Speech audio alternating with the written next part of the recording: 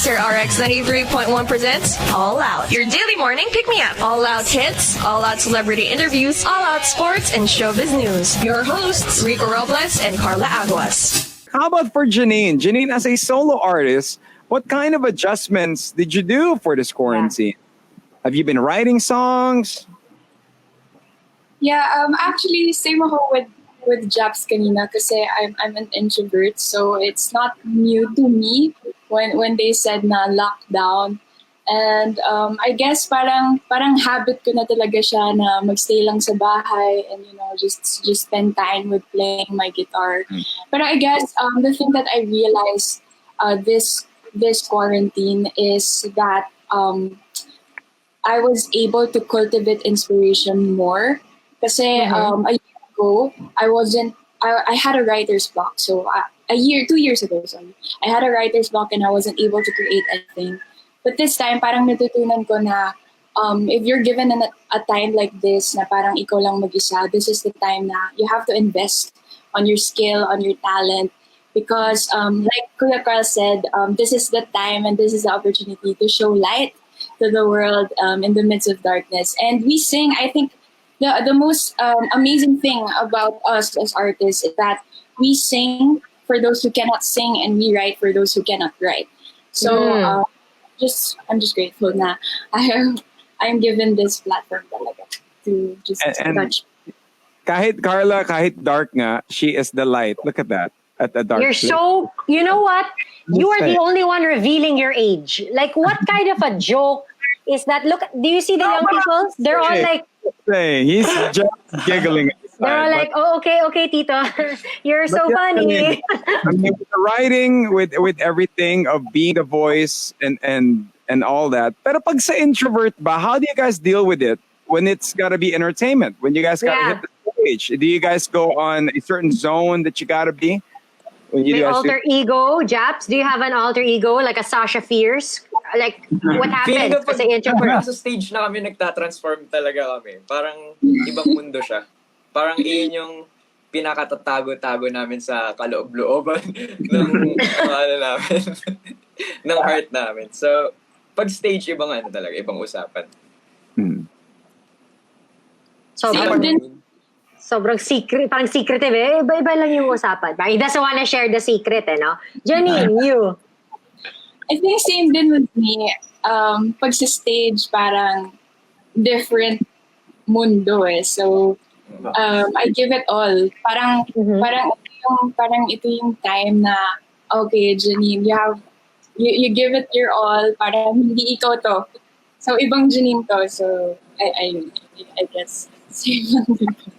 I don't know how to explain it, pero I guess you think visually, your body goes out of your body and you see yourself in another. Out of body experience pa nakakatawa. Joke lang. If you come to witness when Janine performs, ibang klase talaga. As in, you'd be like, whoa. She stops a whole coliseum. That's how crazy it is. Now, for the ones, you guys have been mentioning, you guys were a worship band from church. Now, getting a record deal, how did that change your life? Na parang, okay, guys, you were going to bring you guys to the mall shows, to the different arenas. I mean, anong klase reaction when you guys got that? Well, we were very happy. It's fine. It's our dream being fulfilled. But also not much has changed. We still lead worship back home. We still do what we do best, and that is lead worship. And we're used to crowds because I guess our church is it's a big church. So like we get like 1,000 or 2,000 crowd each service. Whoa. So wala naman masyadong pinagkaiba. I think it's more of now understanding that the goal is to reach out to more people. So parang in a sense, na-promote lang kami ni Lord in a bigger platform, but it's the same thing. It's the same job. We may be singing different songs, but the same heart goes behind it. So, diba yun na? We're just enjoying it bit by bit. Pag lumalaki na yung stage, pag kunyari, I remember one time we played in Araneta. Grabe. And I remember telling the boys na, let's just act, let's do what we do best. And that is, singing our hearts out. para lang tayo nasa service, para lang tayo nag-lead ng worship. And I guess that's how we execute every time we're on stage. Okay, so that's the performing side of it. But let's get to, like you guys were saying earlier, you know, before you guys used to perform, it was one person singing along, performing with you guys. It was usually a friend cheering you on. Cut to, you guys have your own shows. There are so many fans. Like all of a sudden, you have all these fans, all these people that are just saying how much they love you and care for you. Was that a big shock as well? Was that a change for you guys? Because if you look at the comment section, these people like are not afraid to say how much they love and support you guys. So was that also a different new feeling? Like how did you guys deal with that? Because not everyone gets a solid fan base, you know, that is so supportive and encouraging. Siguro, for us, it's a language for us. Love is a language for us, even sa mga kabanda ko. Yung pagmamahal is vocally and talagang pinapakita namin in ways na, alam mo yun, makikita. Bibinata. Umaga kasi. Good morning po sa inyo. Love language. Napapansin siguro ng ibang tao sa amin when we do IG stories, when we tweet, ganyan, nakikita nila kung how we approach each and every one. And for me, yun siguro yung somehow na-impart namin dun sa fan base na meron kami. Actually, hindi namin sila tinatawag na fans. Tinatawag namin sila as famdom. Yes. Famdom. Shout out! Ay, si Jobs nag-comment. Kaya ganun expressive yung famdom kasi nakita nila sa atin how expressive. Yes. Pero ikaw, RJ. Ako naman, nasa isip ko. Siyempre sa una talagang, kahit naman sino mang normal na tao na taga-probinsya, talagang magugulat.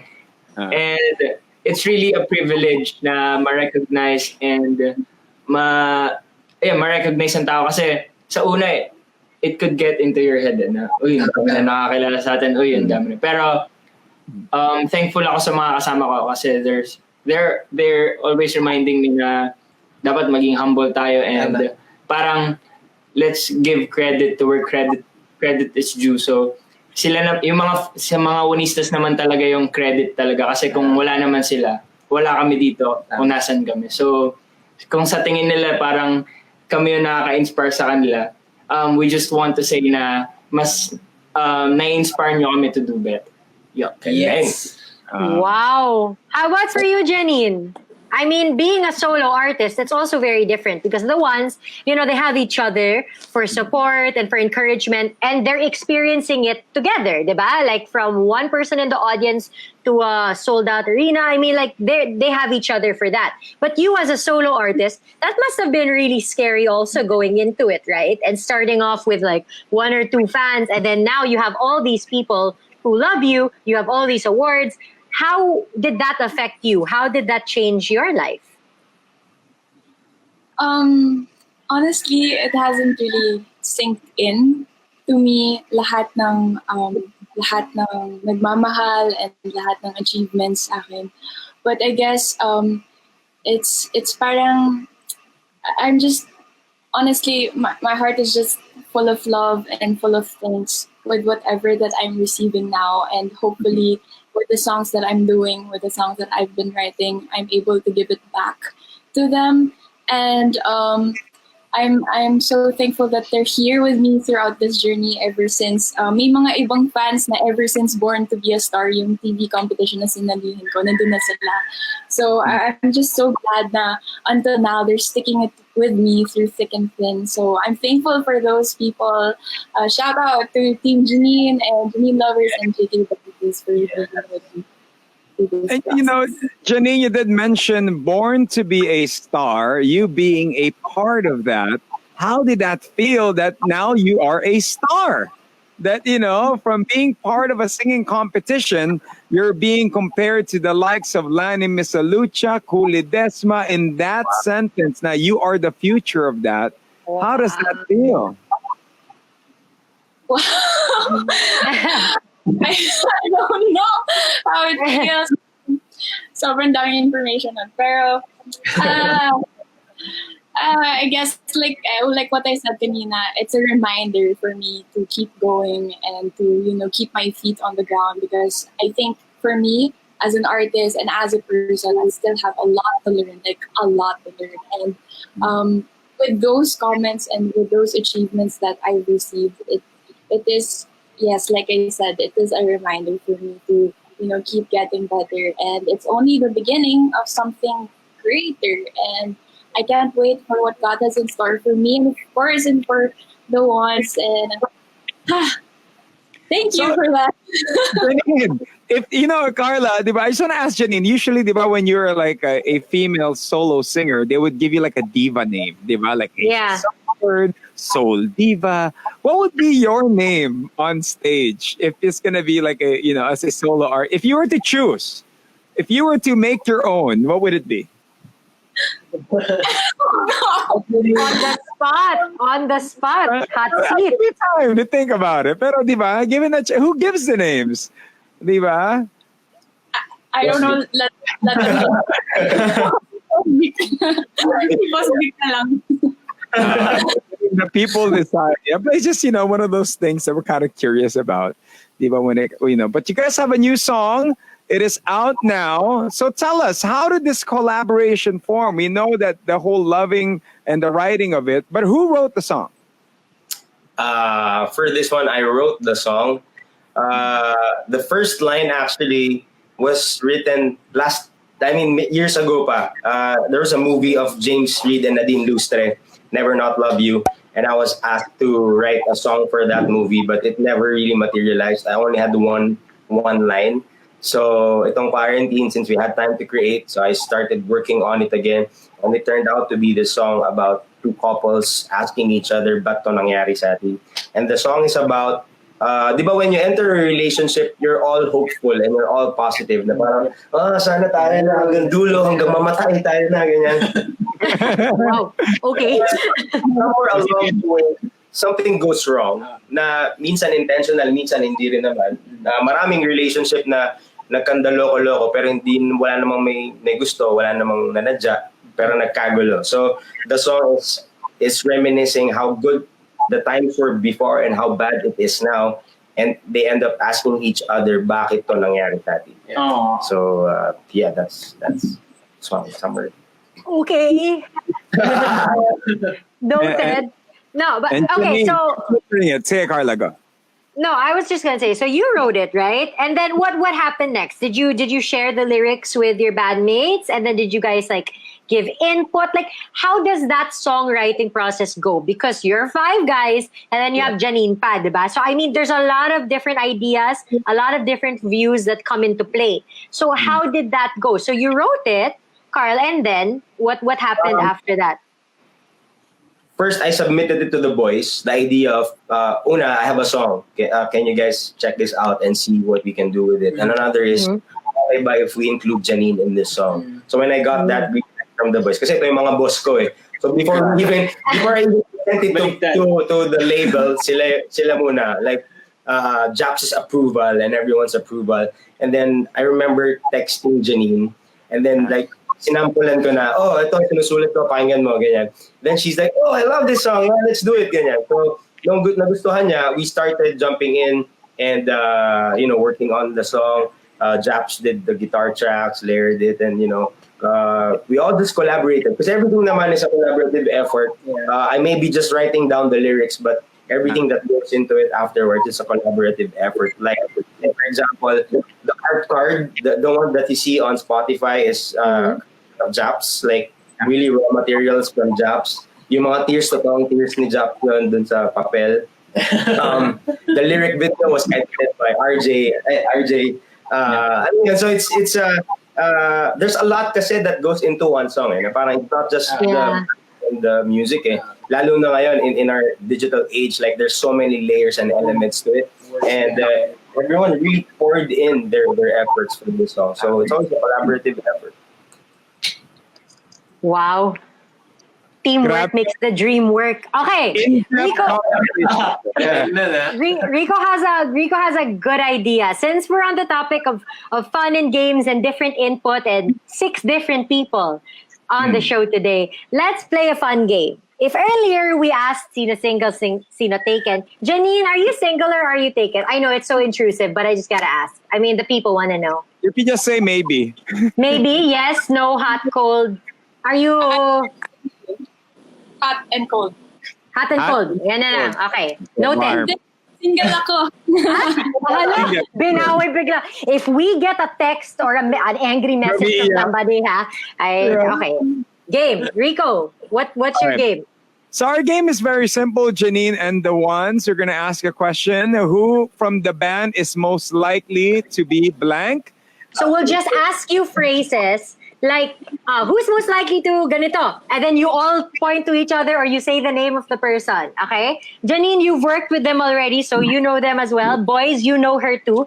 So if she's most likely to, if you feel like she's the one, then go for it, okay? All right, you guys ready? Yeah. Who's most likely to be dramatic? Maiyakin. Dramatic! Wow. Kuya Carl. Bakit? You say na lang the name, guys. Carl, Who do you Carl. think? Sige, si Carl na lang. Hindi ko masabi. Kyle. Wala akong maiisip. Ano na lang din. Ano nyo sabing si Carl? Ang saya. Why, Then- Carl? Meron kasi ang explanation. Oh, sige, explain mo. Go. Yung pinaka-loving. Yeah. Wow. May malungkot sa amin, naapektuhan din siya kasi sobrang mahal niya yun. Siya yung pinaka-expressive sa emotions. And I guess that helps being a writer and being an artist. We need to train ourselves to be expressive. Wow, Maybe may now, defense bago pa si Carl. May defense pa siya. That's why I am an artist, because I am emotional. With that being said, who's most likely to cry during a sad movie? Oh, Si RJ. Sige. Si Kanye West. Ano din? Feeling ko si Jobs din. Feeling ko. Oh. Si Janine na din. Damay na natin. Si Kael. Tsaka si Janine. Tsaka si Josh. Since we are talking about crying and the last on the movie, which movie did you guys, yung pinanood ninyo na last kayong umiyak? yeah. Can you share? Hindi ko na maalala. Through night and day. Through night and day. Watch Grabe. it. I remember, nanonood tayo ng movie, tapos ang sakit ng lalamunan natin kasi pinipigil natin na maiyak. I Balisong. think isang daan pala para kay Stella. Yeah, true. Saan pala? Yun. Isang daan pala. Sandaan pala. Same. Okay, so everyone cries pala in movies, Chico. It's not that fun pala. Okay, So, next hindi naman. next question. Who is most likely to date a fan? Oh, famdom. Who's most likely to date somebody from the famdom? Lahat daw. Dito, Josh, you better not raise your hand, ah. Yeah. Janine, would you date a fan? Yeah, why No. not? Noted. Okay. Sabi parang, yeah, why not? Like, hello. who's most likely to be the heartbreaker? Oh. Si RJ. RJ. Sige, ako na lang. Why, RJ? Why you? Yung si RJ, yung kahit hindi niya pa kayo nakausap, na heartbreak. Napapall na sa kanya. And RJ is, he's extra sweet sometimes. So people sometimes get the wrong idea. Na parang, uy, he's sweet to me, so baka he likes me. Tapos hindi naman pala. So parang, Bumawi ayun. That's why. Guys, never assume. Never assume na lang. Medyo masakit pag ina-assume mo tapos RJ pala yung guy. Wow, just kidding. Okay, next. Who was the last person? Oh, everyone's so serious, ano? Ito na lang. I know it's who's most likely to, right? But when you guys have like a songwriting session or you're making a song, who's the pinaka not not involved or yung pinaka, I don't wanna say lazy, but yung pinaka chill. Yung tipong, yeah, sige, kayo na bahala. I'll give my input later. Sino yung gano'n? Joke! Nag-volunteer na siya. Kasi hindi ako nag-strength finder kami. Tapos yung pinaka-list ko na parang trait, hindi ako writer, ganun. So, parang tinanggap ko na. Pero, di-defend. May defense eh. Mapawi naman si Josh sa acts of service. So si Josh yung taga-bili ng merienda, taga-bili ng Taga-abono. Taga-hatid. Ginawa niyo Lala move si I tried to phrase it nicely pero I love na umamin siya na, no, it's me. Ako yung pinaka-chill na parang, sige guys, you do your thing. Oh my gosh. Ay, Rico. Most likely to eat the last slice of pizza. RJ. RJ. Kasama feet. Yeah. So ikaw yung pinakamatakaw. Growing kid eh. Kaya kailangan maraming kinakain. Janine. This isn't a who's most likely to. It's just a fun little question. I want to start a fight. Charot. Okay. Janine, among the 5, Yan na. Ayun na. among the 5, if you had to pick one to be stuck in quarantine with, who would you pick? Yung tipong you're locked in together for 4 months. If you had to pick one member, who would it be? Why? Lahat. Sabi lang one di ba? Janine, mag-math tayo pag may time. Ganda ng bahay ni We're all friends here. So, it's just this ilan ba tayo? The 8 of us. Come on, it's amongst friends and everyone on Facebook Live. Oh. Si Josh, no? Kasi maganda yung bahay. Now, who would you want to be quarantined with if you had to pick one of the ones? Lahat talaga. Ay, Pero si Japs, naghihintay na siya mapili. Oh. okay. Mahirap. Kasi if they're both introverts, they won't talk to each other. They'll just be like, Okay. Diba? Mamatay sila sa gutom. Kaya na ba tayo? Sige. Oh my Alam ko lang para matuloy na si Janine. Kami tingin namin yung dapat. Oo. I like. Yeah. Okay, PRO. Go. Siya. Ako feeling ko... Kasi siya yung nagsalita. Hindi. Ako feeling ko... Kasi pag nag-acoustic, para sila kumakanta, feeling ko makakabuo sila ng mga 39 covers. Talaga. Pupunta na ako dyan. Songs. Carla, i-zoom mo nga si Japs. Oo nga eh. Jack. Wala yung pisngi, oh. Oh, diba? So, Flash, Wala na, awkward na. awkward moment, but the song that they have out, guys, not awkward. Song BTNS.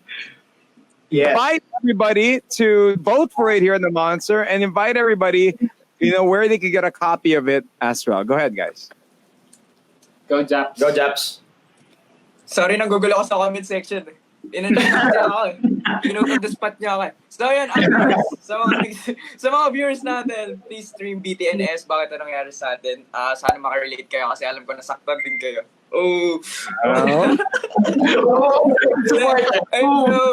Please stream BTNS and follow us sa mga social media accounts namin. Search nyo lang under Juans and also Janine Teñoso. Follow nyo siya. Speaking of social media, we're now trending on Twitter. We've been trending since kanina pa. I think number 6 or number 7. So thank you, Juans and Janine lovers, for tweeting with us. I just wanna thank Monster also for inviting us here. First time namin dito sa radio station nyo. Grabe. And so Juanistas, alam nyo na yung gagawin. Let's stay here forever, okay? So keep voting for BTNS. Bakit to nangyari sa atin? There we go. Carla, we lost you again. Yan! Am I there? Yes, you're here. Am I back? Yes. Pero natatakot na talaga ako. Now-overwhelm ata yung stream ko. When it's safe, can we have all of you back, please?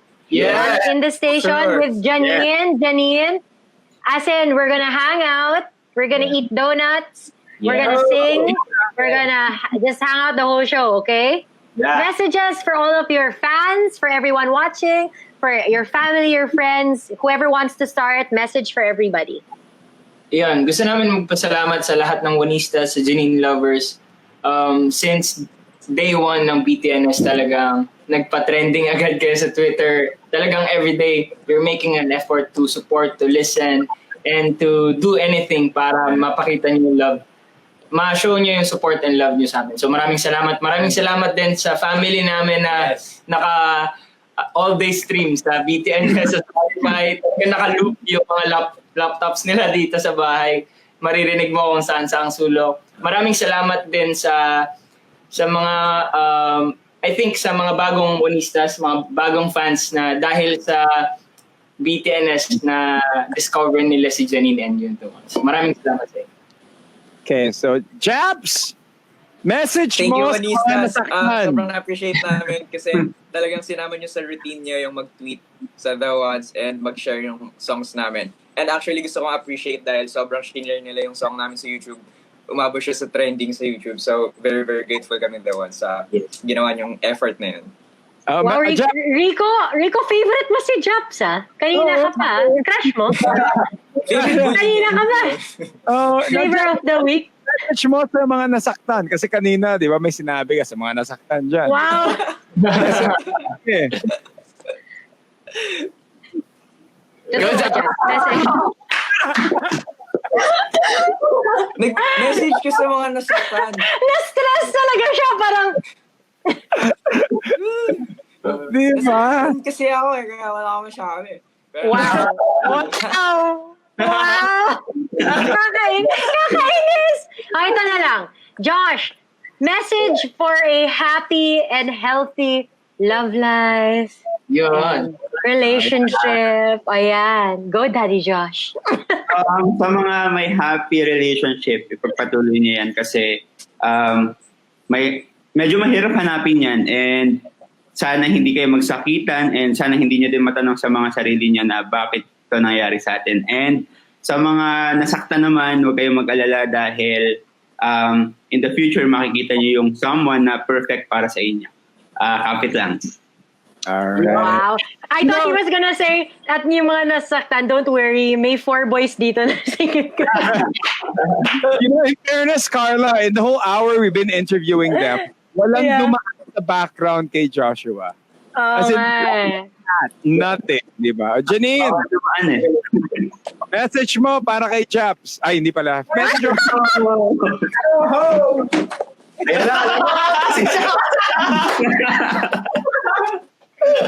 baka kiligin ako masyado eh. Out of frame muna tayo. Hindi, ganito na lang. Give me 1 second, ha? A-adjust ko to. 1 sec.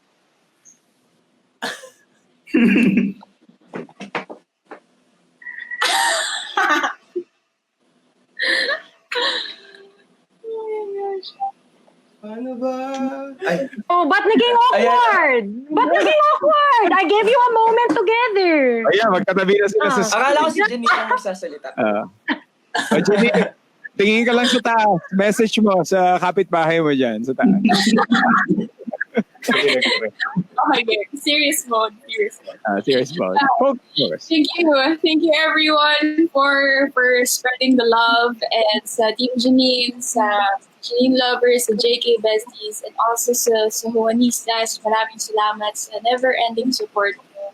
And ulitin ko lang yung sinabi nila na sa mga hindi pa nakakarinig ng bakit ito nangyari sa atin, it's out now on all digital platforms. And please share it to your friends and your family, to everyone who can relate. There you go. She's so professional. I love it. I'm gonna completely ignore what these 2 crazy hosts did, and I'm going to just be like, "Hi, please don't forget to stream our song." Thank you guys. Thank you so much, everyone, for joining us. Congratulations on the song, and you know what? It's gonna be just it's going to be up from here on in. You're going to have more success, more amazing things in store. We wish you nothing but the best, more blessings. And again, when everything is safe, you are coming to the Monster booth. You are hanging out with us.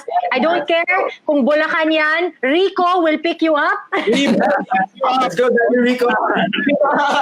Rico will wake up at 5 a.m. and pick you up. May kasama pang breakfast kasi kailangan. Growing, di ba? Your voices are all cracking. So, we'll see you guys very, very soon, okay? Yes. Thanks, guys. Thanks, Thank you. Monster, Janine, and the Juans. Thank you. All Out with Rico and Carla. All Out music and all out fun. Monday to Friday, 10 a.m. to 1 p.m. only on Manila's hottest Monster RX93.1.